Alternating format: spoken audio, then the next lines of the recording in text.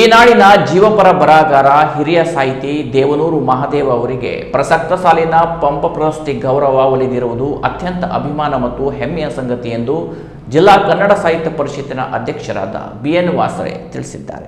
ಆದಿಕವಿ ಪಂಪ ಮನುಷ್ಯ ಕುಲಂ ತಾನೊಂದೇ ಒಲಂ ಎಂದಿದ್ರು. ದೇವನೂರು ಮಹಾದೇವ ಅವರು ಕೂಡ ಇದೇ ನಿಲುವಿನ ಬರಹಗಾರರಾಗಿದ್ದಾರೆ. ಹಾಗಾಗಿ ಪಂಪ ಪ್ರಶಸ್ತಿಗೆ ದೇವನೂರು ಮಹಾದೇವ ಅವರು ಆಯ್ಕೆಯಾಗಿರುವುದು ಅರ್ಥಪೂರ್ಣವಾಗಿದೆ ಎಂದಿದ್ದಾರೆ. ಇದೇ ಸಂದರ್ಭದಲ್ಲಿ ಪಂಪ ಪ್ರಶಸ್ತಿಯನ್ನು ಬೆಂಗಳೂರಿನಲ್ಲಿ ನೀಡಬಹುದೆಂದು ಬರುತ್ತಿರುವ ಸುದ್ದಿಯ ಬಗ್ಗೆ ಆಕ್ಷೇಪ ವ್ಯಕ್ತಪಡಿಸಿರುವ ಬಿಎನ್ ವಾಸರೆ ಅವರು ಪಂಪ ನಡೆದಾಡಿದ ಈ ನಾಡಿನ ಮೊದಲ ರಾಜಧಾನಿ ಬನವಾಸಿಯಲ್ಲಿಯೇ ಪಂಪ ಪ್ರಶಸ್ತಿಯನ್ನ ಪ್ರದಾನ ಮಾಡುವಂತಾಗಬೇಕು ಎಂದು ಒತ್ತಾಯಿಸಿದ್ದಾರೆ.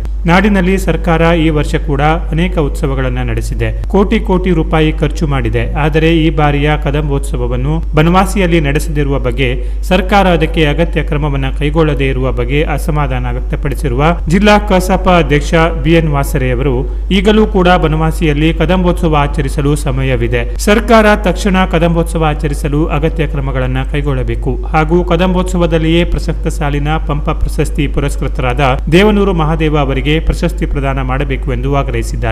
ಬಿಸಿಲಿನ ನೆಪವನ್ನು ಅಥವಾ ಇನ್ಯಾವುದೋ ಕಾರಣವನ್ನು ನೀಡಿ ಬನವಾಸಿಯಲ್ಲಿ ಈ ಬಾರಿಯ ಕದಂಬೋತ್ಸವ ನಡೆಸಲಾಗುವುದು ಎಂಬ ಕಾರಣವನ್ನು ಸರ್ಕಾರ ನೀಡುವುದಾದರೆ ಅದು ಅರ್ಥರಹಿತವಾದುದು. ಒಂದೊಮ್ಮೆ ಕದಂಬೋತ್ಸವ ನಡೆಸದೇ ಇದ್ದರೆ ಕನ್ನಡ ಮತ್ತು ಸಂಸ್ಕೃತಿ ಇಲಾಖೆ ಹಾಗೂ ಜಿಲ್ಲಾಡಳಿತದ ನೇತೃತ್ವದಲ್ಲಿ ಬನವಾಸಿಯಲ್ಲಿಯೇ ಒಂದು ಅರ್ಥಪೂರ್ಣವಾದ ಕನಿಷ್ಠ ಒಂದು ದಿನದ ಸಾಂಸ್ಕೃತಿಕ ಕಾರ್ಯಕ್ರಮವನ್ನ ಮಾಡಿಯಾದರೂ ಅಲ್ಲಿಯೇ ಪಂಪ ಪ್ರಶಸ್ತಿ ಪುರಸ್ಕೃತರಾದ ದೇವನೂರು ಮಹಾದೇವ ಅವರನ್ನ ಕರೆಸಿ ಪ್ರಶಸ್ತಿಯನ್ನ ಪ್ರದಾನ ಮಾಡುವಂತಾಗಬೇಕು. ಆ ಮೂಲಕ ಪಂಪ ನಡೆದಾಡಿದ ನೆಲ ಬನವಾಸಿ, ಈ ನಾಡಿನ ಮೊದಲ ರಾಜಧಾನಿ ಬನವಾಸಿ ಅಸ್ಮಿತೆಯನ್ನ ಎತ್ತಿ ಹಿಡಿಯುವಂತಾಗಬೇಕು ಎಂದು ಜಿಲ್ಲಾ ಕನ್ನಡ ಸಾಹಿತ್ಯ ಪರಿಷತ್ತಿನ ಅಧ್ಯಕ್ಷ ಬಿಎನ್ ವಾಸರೆಯವರು ಉಸ್ತುವಾರಿ ಸಚಿವರು, ಶಾಸಕರು ಹಾಗೂ ಮುಖ್ಯಮಂತ್ರಿಗಳಿಗೆ ಪತ್ರ ಬರೆದು ಒತ್ತಾಯಿಸಿದ್ದಾರೆ.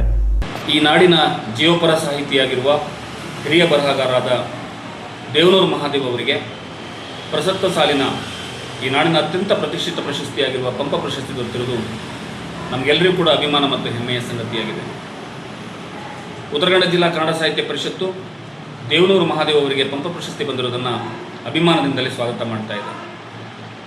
ಪಂಪ ಮಹಾಕವಿ ಆದಿಕವಿ ಏನು ಹೇಳಿದರು, ಮನುಷ್ಯ ಕುಲಂ ತಾನೊಂದೇ ಒಲಂ ಅಂತ ಹೇಳಿ, ಆ ವಿಚಾರದ ಒಳಗಡೆಯೇ ತಮ್ಮ ಬರಹವನ್ನು ಸಾಹಿತ್ಯವನ್ನು ರಚನೆ ಮಾಡ್ತಾ ಇದ್ದವರು ದೇವನೂರು ಮಹಾದೇವ್ ಅವರು. ಅಂತಹ ವ್ಯಕ್ತಿಗೆ ಪಂಪನ ಹೆಸರಿನಲ್ಲಿರುವ ಪ್ರಶಸ್ತಿ ಬಂದಿರುವುದು ಕೂಡ ತೀರಾ ಅರ್ಥಪೂರ್ಣವಾದ ಸಂಗತಿಯಾಗಿದೆ. ಅದರ ಒಂದು ವಿಚಾರವನ್ನು ನಾವಿಲ್ಲಿ ಹೇಳಲೇಬೇಕು. ಈ ಬಾರಿಯ ಪಂಪ ಪ್ರಶಸ್ತಿಯನ್ನು ಬೆಂಗಳೂರಿನಲ್ಲಿ ನೀಡ್ತಾರೆ ಅನ್ನುವಂಥ ಒಂದು ಸುದ್ದಿ ಹರಿದಾಡ್ತಾ ಇದೆ. ಅಷ್ಟಕ್ಕೂ ಈ ವರ್ಷದ ಕದಂಬೋತ್ಸವ ಪ್ರತಿ ವರ್ಷ ಬನವಾಸಿಯಲ್ಲಿ ನಡೆಯುವ ಐತಿಹಾಸಿಕವಾದ ಕದಂಬೋತ್ಸವ ನಡೆದಿಲ್ಲ. ಈ ವರ್ಷ ಕದಂಬೋತ್ಸವ ನಡೆದಿಲ್ಲ. ಆದರೆ ಸರ್ಕಾರ ಬೇರೆ ಬೇರೆ ಕಾರಣಗಳನ್ನು ನೀಡಬಹುದು. ಆರ್ಥಿಕ ಸಮಸ್ಯೆ ಕಾರಣಗಳನ್ನು ಅಥವಾ ಬಿಸಿಲಿನ ಕಾರಣವನ್ನು, ಬೇರೆ ಬೇರೆ ಕಾರಣವನ್ನು ನೀಡಬಹುದು. ಇಡೀ ನಾಡಿನಲ್ಲಿ ಬೇರೆ ಬೇರೆ ಉತ್ಸವಗಳು ನಡೆದಿವೆ. ಕೋಟಿ ರೂಪಾಯಿಗಳ ಹಣವನ್ನು ಖರ್ಚು ಮಾಡಿದ್ದಾರೆ. ಅಂಥ ಸಂದರ್ಭದಲ್ಲಿ ಕದಂಬೋತ್ಸವವನ್ನು ಮಾಡೋದು ದೊಡ್ಡ ಮಾತೇನಲ್ಲ. ಯಾವುದೇ ಕಾರಣಕ್ಕೂ ಕೂಡ ಸರ್ಕಾರ ಕದಂಬೋತ್ಸವವನ್ನು ಬನವಾಸಿಯಲ್ಲಿ ಮಾಡಲೇಬೇಕು.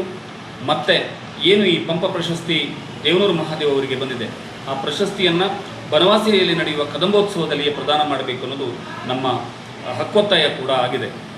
ಈ ವಿಚಾರವಾಗಿ ನಾವು ಈಗಾಗಲೇ ಮುಖ್ಯಮಂತ್ರಿಗಳಿಗೆ, ಸಚಿವರಿಗೆ, ಶಾಸಕರಿಗೆ ಪತ್ರದ ಮೂಲಕ ಒತ್ತಾಯಿಸಿದ್ದೇವೆ.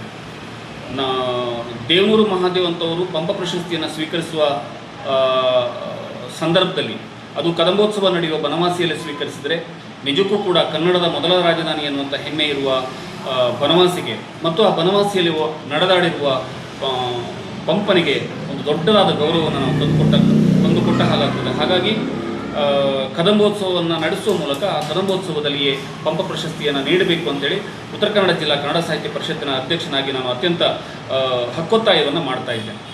Canara plus news, Dandeli.